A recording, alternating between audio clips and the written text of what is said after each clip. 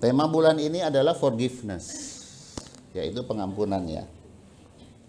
Dari Matius 26 ayat 28. Matius 26 ayat 28. Kita lihat dulu ya dari firman yang diambil untuk tema bulan Februari tahun 2024 di Gereja Sofana. Sebab inilah darahku, darah Yesus Kristus Tuhan, darah perjanjian yang ditumpahkan bagi banyak orang untuk pengampunan dosa. Amin. Kita tahu bahwa kuasa Allah itu ya semakin hari akan semakin dinyatakan secara luar biasa di seluruh muka bumi. Jadi kalau kita lihat gereja Tuhan itu jangan skopnya cuma di sini atau di Surabaya atau di Indonesia, tapi gereja Tuhan itu mencakup seluruh muka bumi ya. Skopnya kita harus sampai sejauh itu.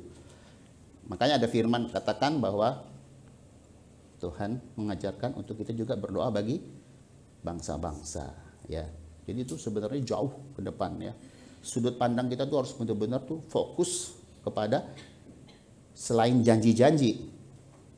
Tahun ini kan tema gereja kan the year of covenant ya. Janji-janji akan digenapi. Begitu. Kita pun juga harus memiliki wawasan luas tertuju jauh ke depan bahwa selain janji-janji yang akan Tuhan genapi, bagian kita harus juga melakukan perintah-perintahnya, firman-Nya.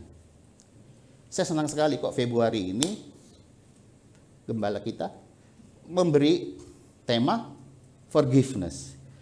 Sebelum memasuki Prapaskah, bulan depan kan kita akan memasuki dan memperingati Paskah ya, saudara yang saya kasih. Nah, sekarang kita yuk belajar untuk mengintrospeksi, mengoreksi diri masing-masing. Oh, tapi saya sudah lakukan itu, Pak. Puji Tuhan. Firman Tuhan katakan kalau kau sudah lakukan itu, maka sekarang harus lakukan lebih sungguh-sungguh lagi. Tapi kalau kita bilang, saya sepertinya belum, kita belajar. Minta dari pimpinan Roh Kudus untuk dapat melakukannya. Nah, saya kasih subtema minggu ini, di balik kuasa pengampunan. Yesus memberi teladan bahkan sebelum dia disalib. Kita lihat di Lukas 5 ayat 20-24. Lukas 5 ayat 20-24, saya baca secara cepat. Firman Tuhan, minta tolong. Ketika Yesus melihat iman mereka, ia berkata, ya Yesus berkata, "Hai saudara, dosamu sudah diampuni." Ini ceritanya, ingat ya, yang ada orang sakit diusung ya sama temannya 4 orang, terus naik ke atas loteng, terus diturunin tuh. Persis di depannya Tuhan Yesus. Kan itu pada saat itu kerumunan tuh banyak sekali, multitude-nya tuh akeh orang-orangnya. Jadi si sakit yang diusung ini nggak bisa lewat jalan pintu depan. Nah, si 4 orang ini nggak kehabisan akal, dia naik ke atas, turunin si sakit ke bawah, tepat di depannya Yesus. Terus Pak Endro 21, tetapi ahli-ahli Taurat dan orang-orang Farisi berpikir dalam hatinya. Saya tuh suka sama gereja ini begini loh. Saya nggak ada janjian sama Bu Lucy sebagai ibu gembala. Tapi pujian sebelum firman kok persis berbicara tentang hati. Siapakah orang yang menghujat Allah ini? Siapa yang dapat mengampuni dosa selain daripada Allah sendiri? Karena apa? Jago firman si Farisi ini, tapi tidak ada pengenalan akan Yesus. Banyak terjadi di gereja Tuhan. Dengar firman sih sering, Pak. Wah, tapi kalau disuruh baca dari Kejadian sampai Wahyu, entar dulu, Pak. Saya sibuk. Padahal ini surat cinta dari Tuhan. Terkadang ya, kita mendapat satu pengalaman yang berharga dengan Tuhan yang kita belum dapat di Alkitab. Tapi Tuhan tunjukkan loh, setelah Tuhan berbicara, kok kayaknya nggak pernah deh ada firman seperti itu. Tapi mora-mora ternyata ada gitu loh. Oh Tuhan, ternyata ada ya. Gitu.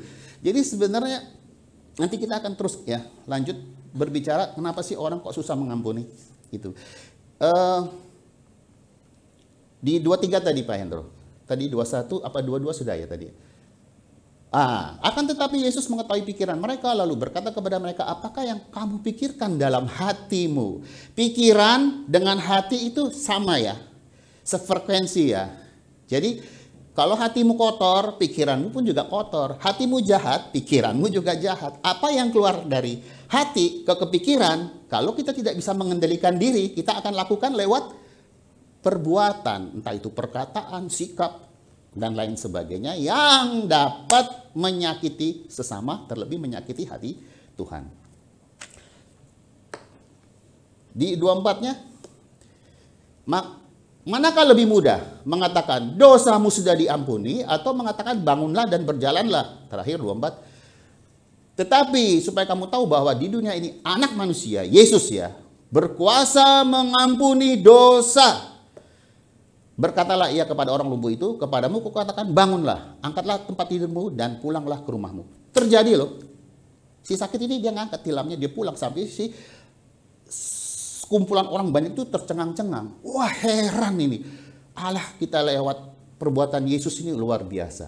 Jadi selain dia bisa mengampuni, dia pun bisa menyembuhkan. Tapi jangan dibalik. Kalau kita sudah disembuhkan, tapi dosa kita belum diampuni, percuma. Makanya urutannya sudah benar. Tak ampuni dosamu. Jadi supaya urusan kita sama Bapa di surga selesai. Barulah mau yang sakit hati pelan-pelan didandani. Sakit secara tubuh, fisik disembuhkan. Keuangan, morat-marit, pelan-pelan ada terobosan ekonomi. Begitu. Jadi awalnya apa dulu nih? Tapi apa urusannya tadi? Hati. Kembali lagi ke hati. Ini tahun 2024, saya tidak akan bosan-bosan bilang adalah tahun pembenahan diri. Dan saya mengajak kita semua, tiada hari tanpa pertobatan. Tiada hari tanpa pertobatan di dalam Tuhan. Ya. Dimulai tadi saya katakan dari hati dulu. Itu naik ke kepikiran, terus baru akan menuju kepada keperbuatan. Ya. Yesus sebelum disalib itu pun diulang sama dia ya sebagai Tuhan dan Juru Selamat kita. Perkataannya sempat hambanya Bu Lucy sampaikan, saya lihat di Lukas 23 ayat 34 Pak Hendro. Lukas 23 ayat 34. Ini teladan terbesar yang Yesus lakukan sebelum dia menyerahkan nyawanya kepada Allah Bapa di surga. Yesus berkata, "Ya Bapa, ampunilah mereka, sebab mereka tidak tahu apa yang mereka perbuat." Dan mereka, sudah itu ya. Jadi Yesus itu guru kita, Tuhan dan Juru Selamat kita. Ya. Pada saat Yesus mengatakan kepada murid-muridnya untuk disampaikan, diteruskan pengajaran ini ya, Injil Kristus kepada generasi berikutnya sampai hari ini dan terus nanti ke belakang, ke depan sampai kesudahannya. Ini harus kita beritakan terus. Masalah pengampunan.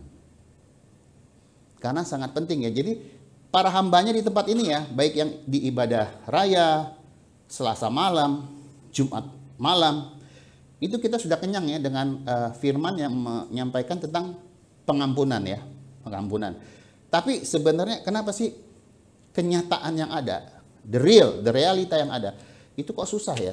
Orang Kristen yang sudah percaya Yesus sebagai Tuhan dan Juru Selamat, sudah bergereja, tapi kok angele mengampuni. Ternyata kita temukan di sini adalah hati mereka, atau mungkin pun saya, belum beres di hadapan Tuhan. Kalau kita belum beres di hadapan Tuhan, hidup kita akan morat-marit. Orang ngomong sedikit tersinggung.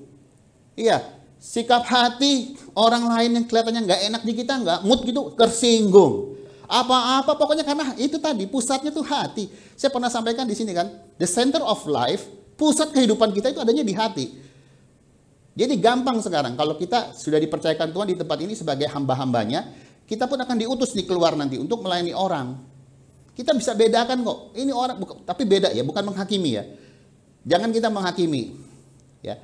Pada saat roh di dalam kita menggerakkan untuk menegur dengan kasih orang itu, pasti ketahuan lah, orang-orang yang hatinya belum beres itu ketahuan. Maaf kata, bisa dikatakan orang-orang ini termasuk di golongan troublemaker. Dia mau pindah ke gereja manapun, yang tadinya gerejanya tenang-tenang, ada dia jadi gerejanya jadi amburadul. Dan selalu merasa dirinya benar. Ini yang susahnya manusia. Jadi ingat ya, kita akan memasuki minggu depan ibadah raya, doa, puasa selama 1 bulan. Saya sungguh sangat percaya ya, melalui doa puasa 1 bulan di tempat ini yang dimulai tanggal 28 besok ya, akan terjadi pengurapan dari tempat yang maha tinggi untuk kita diperlengkapi kekayaan rohani ya. Pada saat Tuhan berkata, "Cukup, engkau sudah siap." Tidak segan-segan Tuhan akan mengutus kita untuk jiwa-jiwa mengalami revival, kebangkitan manusia roh. Ya. Hari-hari ini banyak sekali jemaat-jemaat yang suam-suam kuku, ya, meninggalkan Yesus, ya, membelakangi Tuhan, ya. Banyak sekali jemaat-jemaat yang tersesat dengan pengajaran-pengajaran palsu. Dengar firman, tapi pada saat saudara dan saya tidak memiliki ya, pengetahuan yang benar tentang arti kasih Bapa melalui firman-Nya dan juga tidak pernah meminta pimpinan dari Roh Kudus, saudara akan terbuai dengan ajaran-ajaran sesat. Yang sepertinya sih firman Alkitabiah, tapi ternyata di Amsal katakan jalannya kelihatan lurus, ternyata ujungnya menuju maut. Itu saudara yang saya kasih. Nah, Tuhan itu menyatakan ya, bahwa Dia itu sudah menyediakan mantel untuk setiap gerejanya yang mau serius dengan Dia. Mantel tahu ya? Jubah. Kalau di Indonesianya ya mantel sih mantel juga, bahasa Inggrisnya kan mantel. Tapi itu berupa jubah, saudara. Jubah. Jubah ini pada saat kita sebagai gereja yang mau sigap ya, aku mau Tuhan mantel itu, mantel jubah itu. Ya, jubah yang akan dikenakan kepada setiap kita tentu berbeda-beda. Ada 9 karunia, ada 5 jawatan gereja. Jadi jangan merasa bahwa kok jubahku seperti ini ya Tuhan, aku mau jubah seperti dia. Nggak bisa, itu semua adalah hak dari Allah sendiri untuk memberikan kepada setiap kita menurut kemampuan yang sudah Tuhan berikan kepada anak-anaknya. Tuhan tahu, saya mampunya cuma sebegini, si B sebegini, si C sebegini. Jadi di sini diajarkan juga dari hati, jangan pernah merasa minder atau iri dengan sesama pelayan Tuhan. Kita semua dipakai untuk membangun satu tubuh Kristus yang saling memperlengkapi. Intinya seperti itu.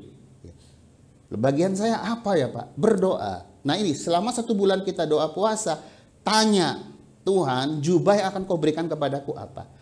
Pada saat pengurapan itu turun, klop dengan apa yang Tuhan mau, dengan yang akan kita kerjakan nantinya di depan sana. Revival, kebangkitan manusia roh. Ya, tadi saya katakan yang suam-suam kuku, yang terhilang, tersesat dan lain sebagainya, ya, kita bawa, kita rangkul lagi dengan kasih Bapa. Tempat ini kan sudah banyak mendengar firman ya. Alangkah baiknya jangan hanya menjadi pendengar saja, ayo kita sama-sama praktek di dalam ikatan kasih yang dari Bapa sendiri. Untuk mempersiapkan jalan, atau bahasa kerennya mempersiapkan karpet merah untuk kedatangan Yesus di awan-awan menjemput kita kekasihnya, gerejanya. Jadi waktu yang ada sekarang itu sesungguhnya Yesus sedang mempersiapkan diri untuk datang di awan-awan menjemput seluruh gerejanya yang ada di muka bumi ini, yang merupakan kekasihnya, tetapi yang sudah ada di dalam ruang maha kudus. Kalau kita Kristen yang masih tinggal di pelataran, akan tertinggal dan diinjak-injak oleh bangsa-bangsa antikris. Jadi jangan mau di pekarangan, masuk. Jangan berhenti di ruang kudus, masuk sampai ruang maha kudus. Makanya saya dapat juga tahun ini adalah the year of protection. Ini covernya dari Allah itu sempurna. Bagi siapa? Orang-orang Kristen ya, yang sudah ada di ruangan maha kudus. Kalau kita masih di pelataran, ke gereja ya ras-rasan, yang penting aku sudah setor muka. Ini cintanya nih ke Tuhan tuh gimana? Perlu dipertanyakan. Saya tidak, sekali lagi ingat ya, saya tidak menghakimi siapapun. Saya dan saudara ini semua di tempat ini sama. Kita ini adalah hamba-hamba Tuhan yang sedang dibentuk karakternya supaya sama menjadi karakter Kristus. Itu yang Tuhan impikan selama ini untuk gerejanya. Dan jangan terbatas skupnya tadi saya katakan di gereja ini saja. Seluruh gereja di muka bumi.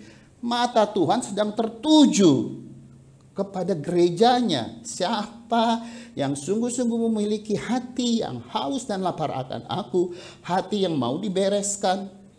Aku akan mempersiapkan tugas bagi mereka. Ke depan sana.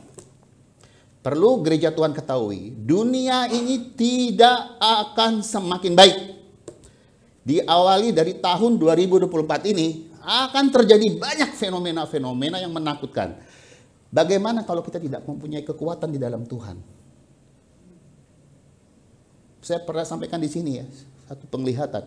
Itu orang tuh kocar-kacir tuh bingung. Lari ke sana, lari ke sini tanpa tujuan. Karena apa? Mereka tidak mempunyai relasi yang kuat dengan penciptanya, dengan juru selamatnya.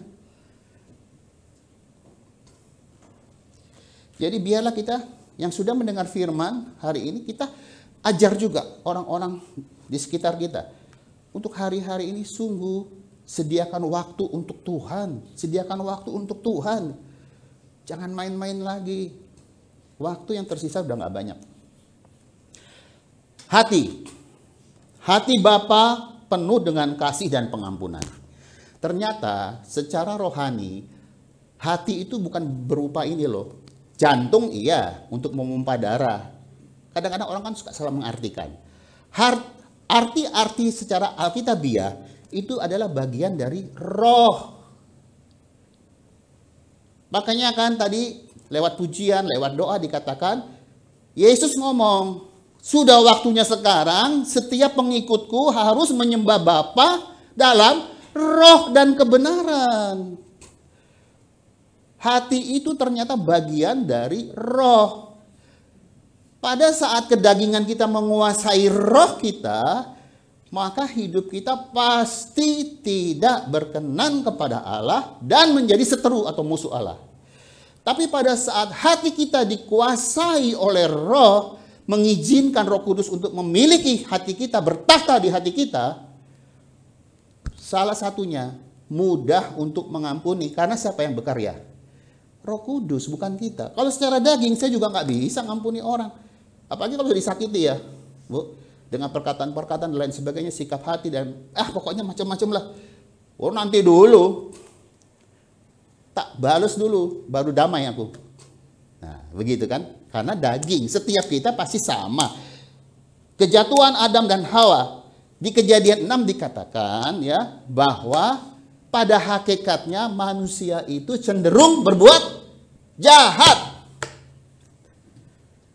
Nah, sekarang kok sekarang kita bisa berbuat kasih ya? Itu tadi kemampuan Roh Kudus yang saudara dan saya izinkan untuk bertahta di hati kita, itu yang memampukan kita untuk berbuat kasih. Jadi jangan, kan firman bilang, jangan kau menyombongkan diri, aku sudah melakukan ini itu. No. Nggak ada sama sekali kedagingan kita ambil andil. Nggak ada. Itu semua karena karya Roh Kudus, titik. Seberapa besar kita bergaul dengan Roh Kudus, dengan firman-Nya, Itulah yang akan tercermin dalam hidup kita. Pernah nggak saudara dan saya ya merasakan pandangan mata yang penuh makna dan kasih yang sangat dalam dari Tuhan kita? Saya ingat saya masih muda waktu itu. Masih bekerja. Pekerjaan yang menanggung banyak risiko. Di saat saya pulang ke rumah, saya sekarang suka nangis. Saya melihat di kamar saya taruh Yesus yang saya puja, yang saya cinta. Saya kalau melihat foto itu, saya bilang, Tuhan, pandangan matamu penuh makna, penuh kasih yang sangat dalam bagiku. Karena apa? Saya sungguh seperti seringkali ya, kalau kita bersaksi tentang masa lalu akan kebaikan Tuhan, itu nggak terhitung jumlahnya atas hidup saya. Ya. Maut yang selalu mengintai dan siap menjemput saya itu dilalukan oleh kuasa Tuhan yang dahsyat. Ambil satu pembelajaran bahwa kalau sampai hari ini saudara dan saya masih diberikan nafas kehidupan, itu Tuhan katakan belum selesai tugasmu. Selesaikan dulu baru pulang. Kalau nggak selesai terus pulang, repot. Nanti yang jaga pintu surga bilang, loh kok nggak ada namanya di sini? Perasaan belum selesai nih tugasnya kamu. Pulang dulu, selesaiin tugasnya. Jadi hati itu adalah bagian dari roh. Daging akan habis binasa, tetapi roh kita akan kembali ke Bapa di surga. Jiwa adalah eksistensi kesadaran yang terdiri atas berbagai hasrat, dorongan, emosi, dan kemauan. Jadi pada saat hidup kita dikuasai oleh roh, maka hasrat, dorongan, emosi, dan kemauan itu yang nyata, yang akan terbentuk dalam hidup kita, pasti seturut dengan firman. Nggak mungkin bertentangan. Karena kita sudah dikuasai oleh Roh Kudus. Jadi pembelajaran-pembelajaran dari hamba-hambanya di minggu-minggu yang lalu sampai sekarang dan seterusnya nanti sampai ditutup bulan Februari tentang pengampunan, ya, tentang pengampunan. Kita udah tahu banyak ya, udah tahu. Doa Bapak kami kan bilang kalau saya nggak ngampuni kesalahan sama, Bapak juga nggak mengampuni. Wes, pokoknya nilainya udah 10 semua nih. Gereja Tuhan udah tahu nih masalah pengampunan. Nah, makanya sekarang seperti tadi dimulai saya katakan, kita cari nih akarnya. Kenapa sih sampai nggak bisa ngampuni? Kita cari akarnya. Kenapa Tuhan sampai sekarang kok aku belum bisa mengampuni? Waduh Tuhan, terkadang ya saudara, orang yang terdekat. Sedikit bersaksi boleh ya, Ma? Tanyalah sama istri saya, dulu bagaimana saya bersikap sama dia. Sampai itu suka nangis loh, pagi-pagi jam 3 dia doa, dia nangis. Nah, Roh Kudus bela saya tuh, bela dia melalui Densi. Papa nggak boleh gitu, Pak, dan lain sebagainya. Jadi begitu. Maksud saya, kalau dulu saya tuh keras gitu loh. Saya orangnya diam-diam gini, kalem, tapi kalau saya udah marah, bisa nggak ngajak ngomong istri saya sampai 5 hari kan. Tapi ya puji Tuhan, Tuhan ubahkan di hari tua saya sebelum terlambat. Tuhan bilang, sadaro, kamu sebagai imam kalau nggak bisa kasih contoh ke istri sama anak, bagaimana kamu bisa menjadi berkat bagi orang lain? Iya Tuhan, betul Tuhan. Ya itu. Kalau sekarang lain ya. Dia yang banyak marah ke saya sekarang, Bu. Kebalik. Terus. Nah, jadi poinnya adalah hari ini, kenapa sih saya masih belum bisa mengampuni Tuhan? Nah itu, karena kita belum memiliki hati yang beres di hadapan Tuhan. Ya, itu berdampak fatal. Ya, kalau tidak pernah mau diselesaikan, berdampak fatal. Saya punya teman ya, maaf ya ini cuma cerita, saya tidak sebutkan nama. Dia kepahitan sama suaminya. Jadi waktu di konseling, dia katakan, sampai mati saya tidak mau mengampuni suami saya. Waduh, saya bilang, lah mau kemana kamu? Setelah beberapa tahun kemudian, betul dia dipanggil Tuhan, tapi saya tidak tahu apakah sudah ada pemberesan dengan suaminya. Cuma saya sedih, saya bilang, Tuhan, ini hati yang sudah membatu. Kok susah ya? dicairkan dengan firman-Mu. Nah itu, jangan sampai terlambat. Kita dikatakan firman Tuhan, jangan tunggu matahari terbenam, ya. Itu berarti secepatnya, segera kita selesaikan kalau kita ada masalah. Baik dengan pasangan hidup, anak-anak, orang tua, tetangga, dan lain sebagainya. Pokoknya dengan siapapun. Makanya firman Tuhan bilang, jangan tunggu sampai matahari terbenam. Itu maksudnya harus cepat segera diselesaikan. Ampuni kesalahan sesama. Karena apa? Tuhan juga sudah banyak mengampuni kita, kan kita sudah tahu. Kita ini nggak sempurna kok. Kita juga hari-hari, maka tadi saya katakan tidak ada hari tanpa pertobatan. Pasti juga setiap hari kita ini ada kesalahannya. Tapi syukur kepada Allah. Firman Tuhan di Hosokfana katakan, dengan darah tadi ya, Matius 26:28. Dengan darah kita diampuni. Diperdamaikan dengan Bapa di surga. Kurang apa? Sekarang Yesus sudah memberikan teladan yang baik kepada setiap kita gerejanya. Ayo kita sama sebagai murid melakukan tepat seperti yang guru lakukan. Seperti itu. Jadi ingat, hati yang tidak mau dibereskan itu akan fatal.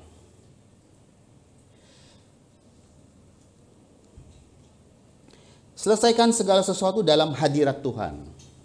Ya. Seperti tadi pujian pertama dulu sih nyanyikan ya. Mau lari kemana? Mau lari kemana? Selesaikan dalam hadirat Tuhan. Jangan coba untuk keluar atau lari dari hadapannya. Dikejar. Itu saking sayangnya Tuhan loh. Dikejar seperti domba dari 100 yang hilang 1. Dia bela, ini yang cari 1 yang dicari. 99 ditinggal di padang gurun. Itu sebegitunya Tuhan kita. Nah, sudah dikejar masih ngeyel juga. Tuhan angkat tangan. Itu pilihanmu.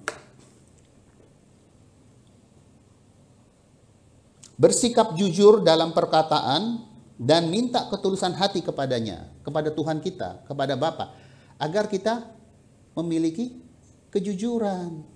Kalau lagi jengkel ngomong, Tuhan aku tuh lagi jengkel mbak suamiku Tuhan. Aku lagi jengkel mbak istriku Tuhan. Tapi Roh Kudus aku tahu, Engkau akan memampukanku untuk mengampuninya. Harus cepat diselesaikan, itu tadi intinya gitu aja. Perlunya bersikap jujur kepada Tuhan ya, bukan kepada yang lainnya. Jujurnya sama Tuhan. Dalam perkataan dan minta ketulusan hati untuk kita dapat memberikan pengampunan akan kesalahan sesama.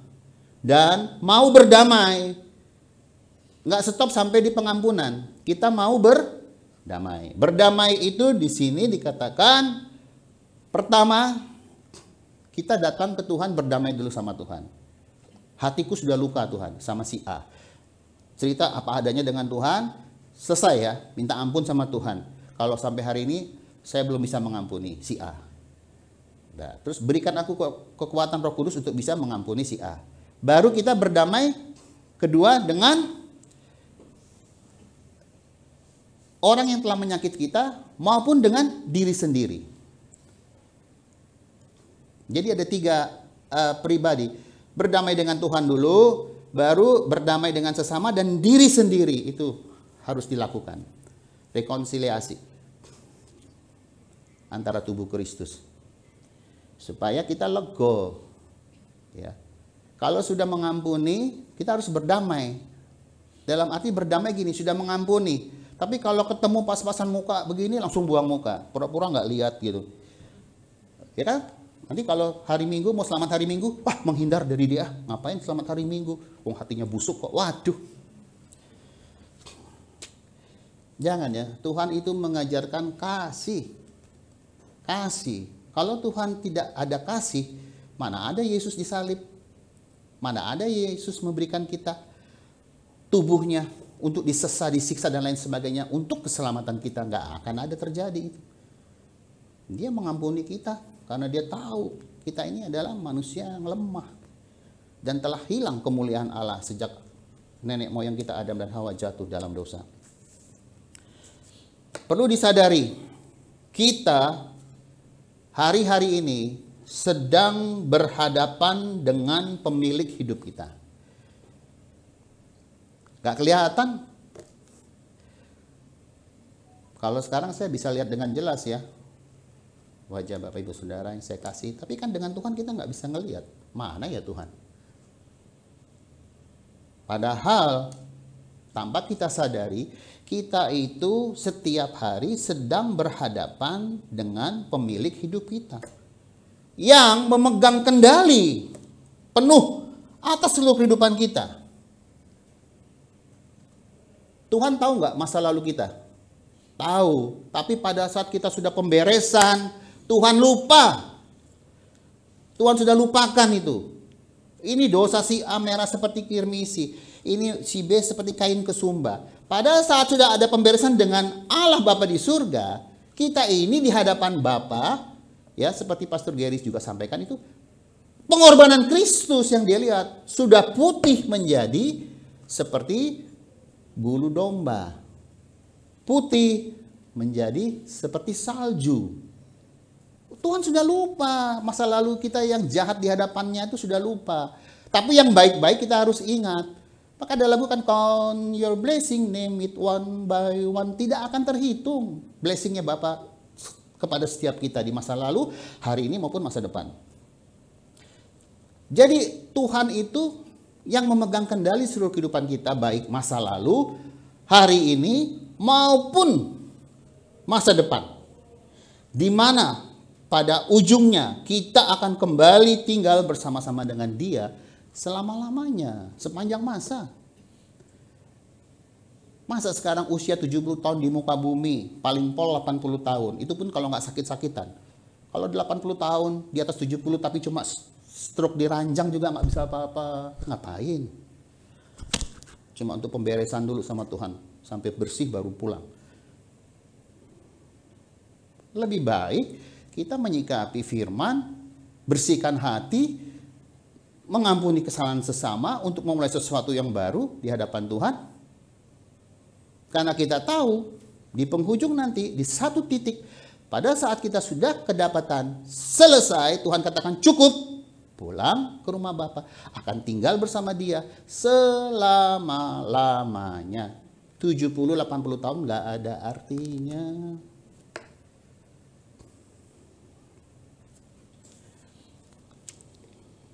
Mazmur 139 ayat 16, Pak Hendro. Mazmur 139 ayat 16. Firman Tuhan berkata dengan jelas,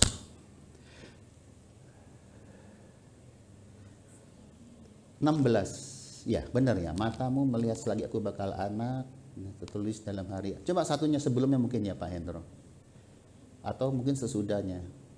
15 apa? Soalnya saya ambil. Oh, coba 17. 17 Pak Hendro. Sebentar, saya buka di Alkitab saya. Sebentar ya. Mazmur 139.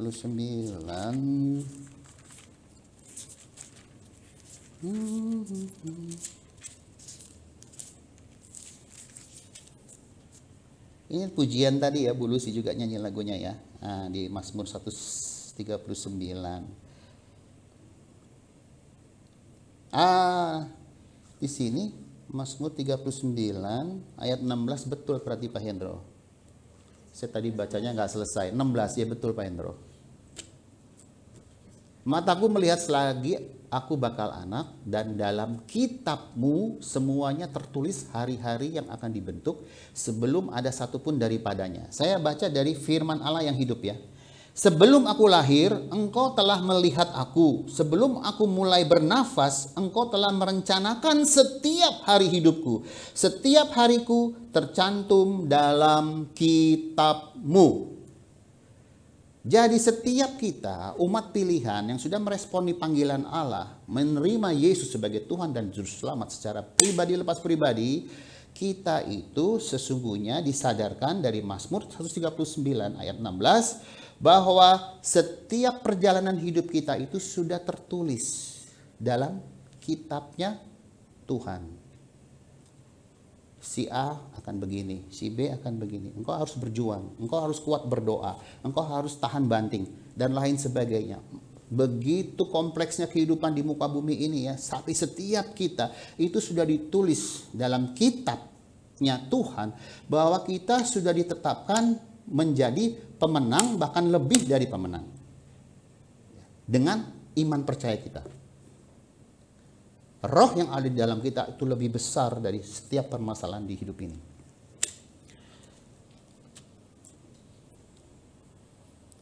Biarlah setiap kita mau meminta mata untuk dapat melihat, telinga untuk dapat mendengar, akan kebesaran Tuhan, janji-janji Tuhan yang sudah Tuhan tulis di sini ya.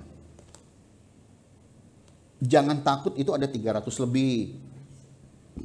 Berbicara tentang hati juga ada 300 lebih. Jadi memang sesungguhnya pada saat kita meminta mata untuk dapat melihat dan telinga untuk mendengar, ya, akan kebesaran Tuhan. Sekarang nggak usah jauh-jauh ya. Kalau kita dulu belajar ilmu bumi ya tentang meteorologi dan geofisika dan lain sebagainya, itu alam semesta dari berapa 7 planet ya, 7 galaksi atau 8 saya lupa itu.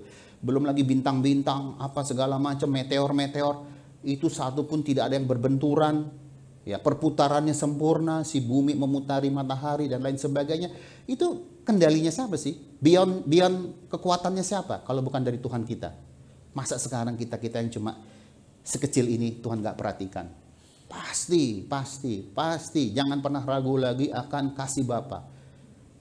Makanya tema bulan ini yang Tuhan ajarkan tuh pas. Sebelum kita memasuki masa prapaskah, pengorbanan Yesus di kayu salib, menyerahkan nyawanya dalam memberikan pengampunan yang totalitas sempurna, kita pun harus bisa mengampuni kesalahan sesama. Oh sudah Pak, puji Tuhan. Lakukan lebih sungguh-sungguh lagi. Dan ajarkan kepada orang yang masih memiliki hati yang dalam kepahitan.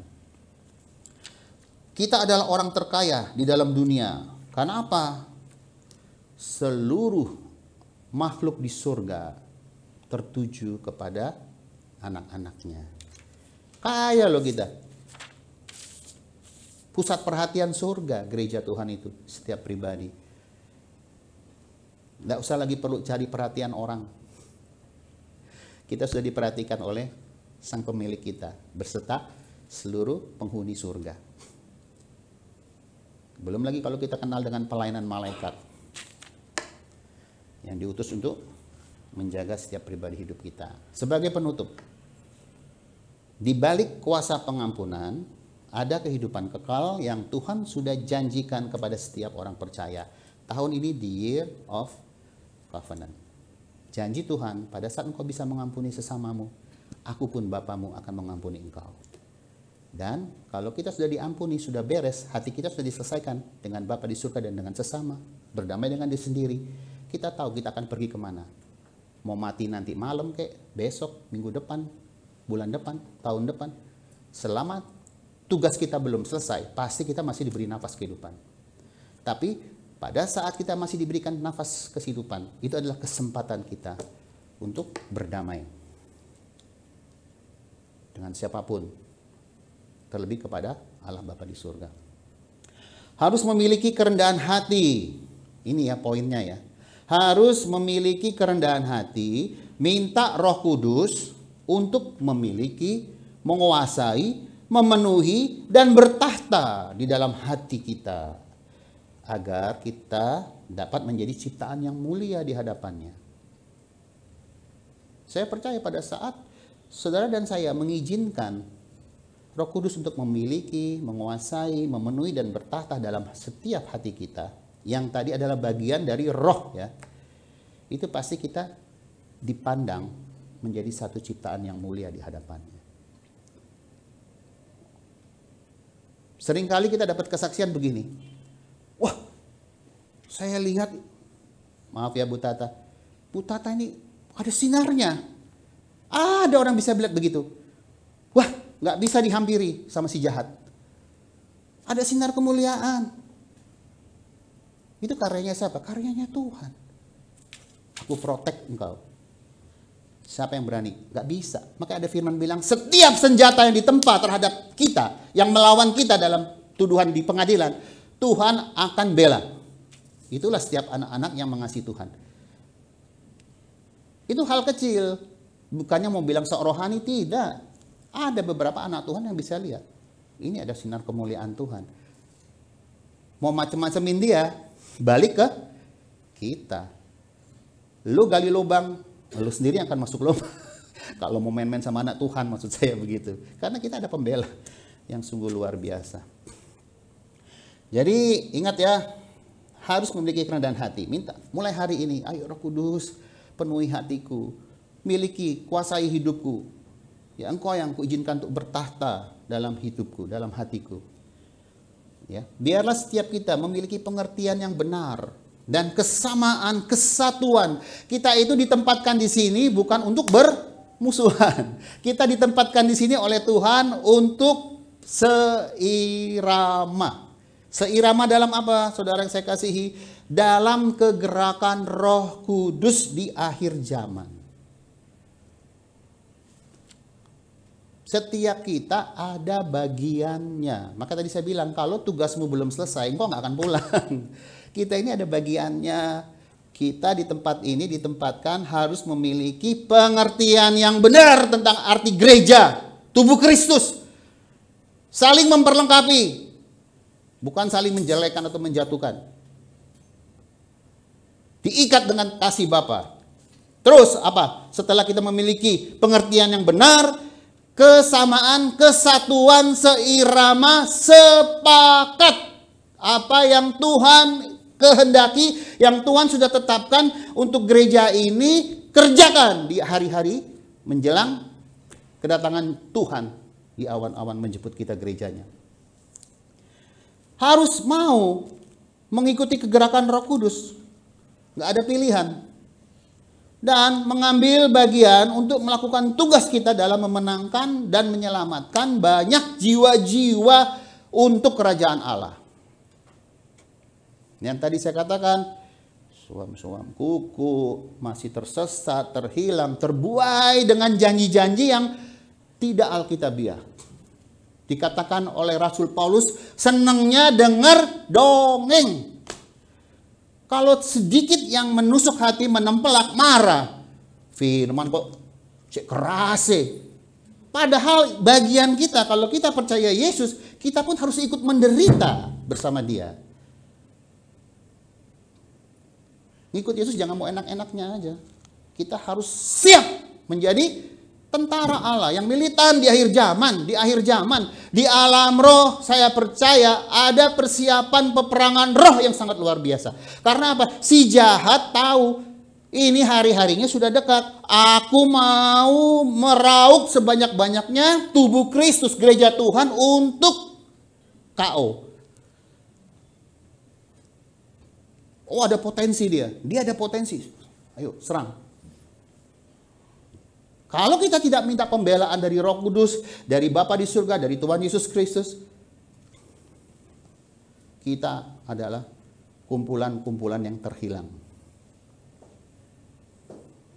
Maaf kata, firman Tuhan katakan sama dengan kambing, bukan domba. 5 gadis yang bodoh, bukan bijaksana.